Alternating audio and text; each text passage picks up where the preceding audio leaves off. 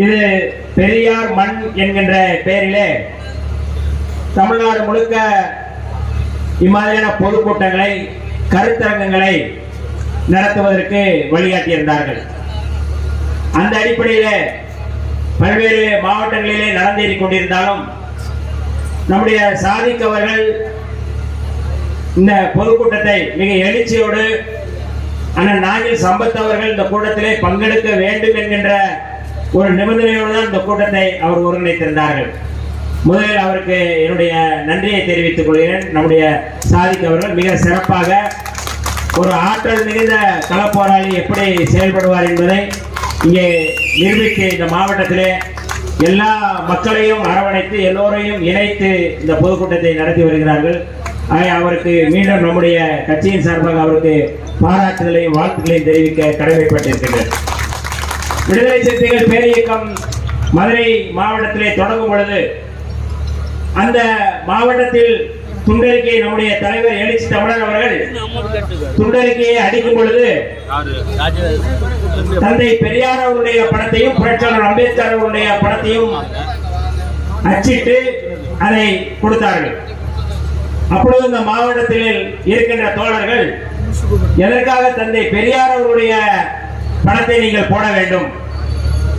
ஏனென்றால் அன்றைக்கு அம்பேத்கர் இயக்கங்கள், அம்பேத்கர் பெயரில் இயங்கக்கூடிய இயக்கங்கள் தந்தை பெரியார் அவருடைய படத்தையோ தந்தை பெரியார் அவருடைய கருத்துக்களையோ அவர் முன்வைப்பதில்லை.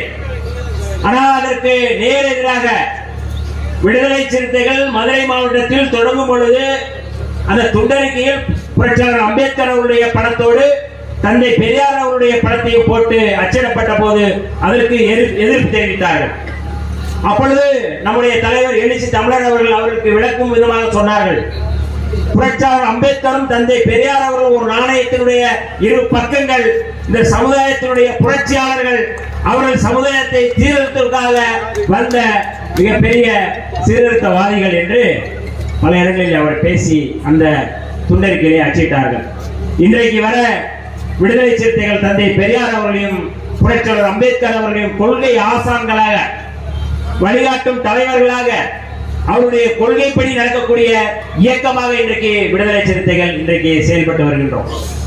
புரட்சியாளர் அம்பேத்கர் அவர்களை எப்படி அமித்ஷா அவர்கள் நாடாளுமன்றத்திலே இழிவுபடுத்தினாரோ, நீங்கள் அம்பேத்கர் அம்பேத்கர் என்று சொல்வதற்கு பதிலாக நீங்கள் பகவானை உச்சரித்தால் உங்களுக்கு சொர்க்கம் கிடைக்கும் என்று சொன்னார். அதை கண்டித்து நாடாளுமன்றத்தில் மட்டுமல்ல மக்கள் மன்றத்திலும் குரல் எழுப்பியவர் நம்முடைய தலைவர் எழுச்சி தமிழர் அவர்கள். 1000 முறை சொல்வோம் புரட்சியாளர் அம்பேத்கர் பெயரை, 1000 முறை உச்சரிப்போம், இது உனக்கு எச்சரிக்கை என்று சனாதன கும்பலுக்கு எச்சரிக்கை விடுவதாக நம்முடைய தலைவர்கள் இந்த போராட்டத்தை முன்னெடுத்தார்கள். அதே போல்தான் இன்றைக்கு தந்தை பெரியார் அவர்கள் குறித்து மிக விமர்சனம் என்பதல்ல, எப்படி அமித்ஷா பேசினாரோ, எப்படி பாஜக RSS கும்பல் எப்படி பேசுகிறார்களோ அதே போல இங்கே தமிழ்நாட்டிலே RSS ஒரு கிளை அமைப்பாக, RSS பல கிளை அமைப்புகள் இருக்கின்றன.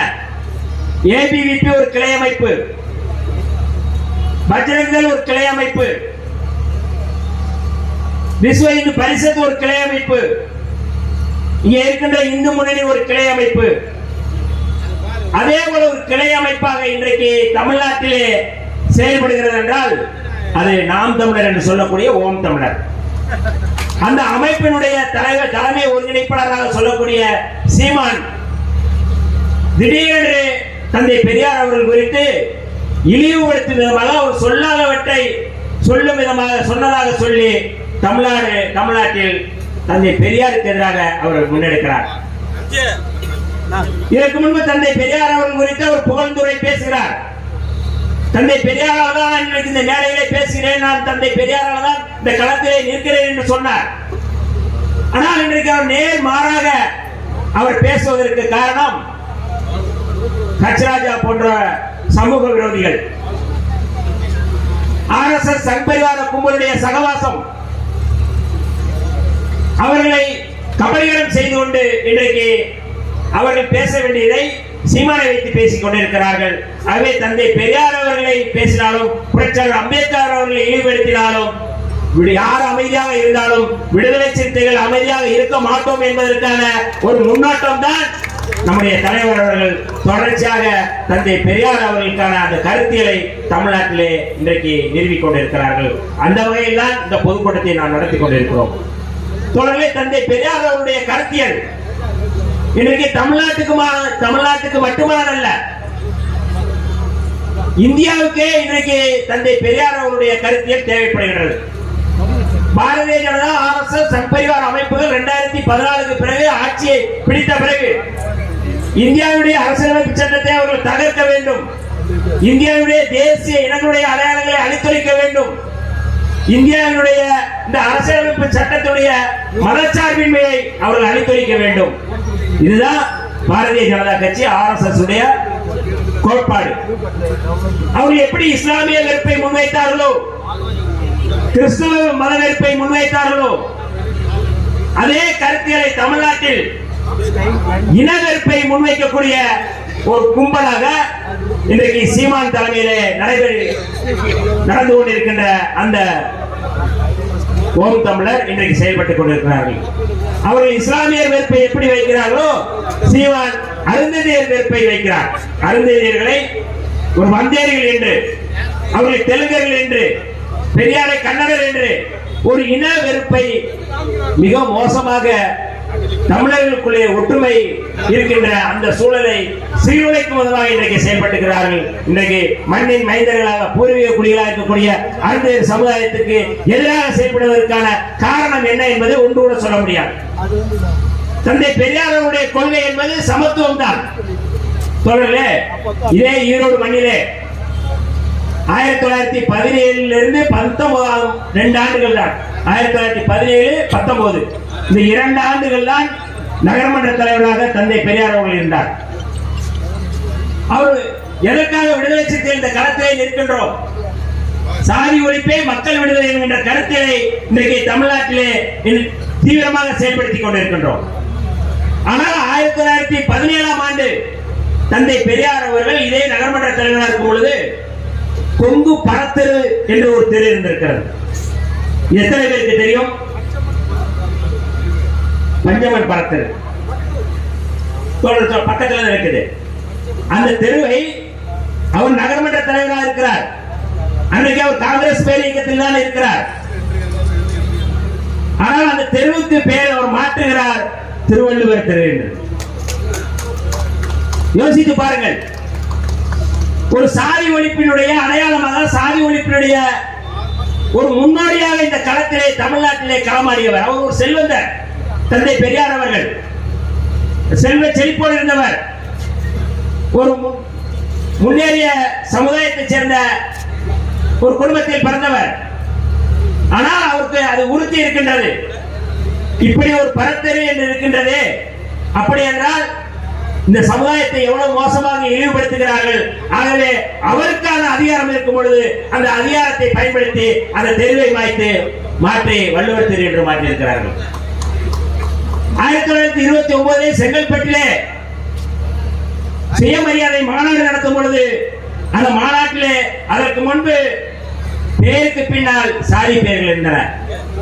சவுந்தரபாண்டிய நாடார், சத்தியமூர்த்தி ஐயர், எல்லாருமே முதலியார், எல்லாருமே பிள்ளை, எல்லாருமே பின்னாடி பேரை போட்டுக் கொண்டிருந்த போது அந்த மாநாட்டிலே தந்தை பெரியார் அவர்கள் தீர்மானம் ஏற்றுகிறார்கள். பெயருக்கு பின்னால் சாதி என்கின்ற அந்த ஒட்டை, அந்த பெயரை, பட்டத்தை போடக்கூடாது என்று அங்கே தீர்மானம் ஏற்றுகிறார்கள். அந்த தீர்மானத்திலே, அந்த மாநாட்டிலே சவுந்தரபாண்டிய நாடார் என்பவர் சவுந்தரபாண்டியன் என்ற உச்சரிக்கிறார். சத்தியமூர்த்தி ஐயர் போனார். ஏன் இதை சொல்கிறோம் என்றால், தந்தை பெரியாருடைய தொலைநோக்கு பார்வை. இன்றைக்கு மலையாள நடிகைகள் கூட எனக்கு பின்னால் இருக்கிற நாயர் எனக்கு தேவையில்லை என்று அதை தூக்கி எறிகிறார்கள். சாதி பெயரை போடுவது இழிவு என்பதை உணர்த்தியவர் தந்தை பெரியார் அவர்கள். சாதி பெயரை போடுவது என்பது வர்ணாசிரமத்தை ஏற்றுக்கொள்வது. இன்னைக்கு பேருக்கு பின்னாடி சாதி பேரை போடுறான். சாதி பேரை போடுறா என்ன அர்த்தம்? அவன் இந்த சனாதனத்தை ஏற்றுக்கொள்கிறான், வர்ணாசிரமத்தை ஏற்றுக்கொள்கிறான். அவனை காப்பி அடிச்சு இங்க கூட ஒருத்தன் நம்ம ஆட்களே பேருக்கு பின்னாடி மூர்த்தி பறையர், அர்ஜுன் பறையர், யாரு அங்க காப்பி அடிச்சு சாதி வெறியை எப்படி கண்டிக்கிறோமோ அதே போலதான் சுயசாதி வெறியும் கண்டிக்க வேண்டும். எவன் ஒருவன் சாதி பேருக்கு பின்னால் சாதி பேரை போடுறானோ அவன் வர்ணாசிரமத்தை ஏற்றுக்கொள்கிறான், சாதியை ஏற்றுக்கொள்கிறான், சனாதனத்தை ஏற்றுக்கொள்கிறான், RSS கொள்கையை ஏற்றுக்கொள்கிறான். இதை 1929 நம்முடைய தந்தை பெரியார் அவர்கள் இந்த மக்களுக்கு அறிவிக்கிறார்கள். இது சாதாரணம் அல்ல.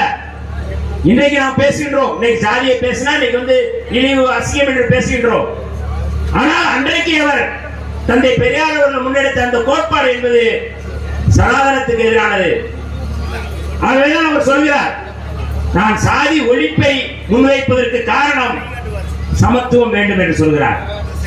இந்து மதத்தில் அது சமத்துவம் இல்லை. அப்ப இந்த இந்து மதத்தை பாதுகாப்பது எது? சனாதனத்தை பாதுகாப்பது எது? இந்து மதத்தை பாதுகாப்பது எது? கடவுள். ஆகவே நான் கடவுளை நம்பவில்லை, கடவுளை ஒழிக்கிறேன், கடவுள் இல்லை என்று தந்தை பெரியார் அவர்கள் கடவுள் மறுப்பு கொள்கையை சாதி ஒழிப்பு கொள்கையோடு முன்னெடுத்தவர். வெறும் கடவுள் மறுப்பு கொள்கையை பத்தி பேசுறாங்க.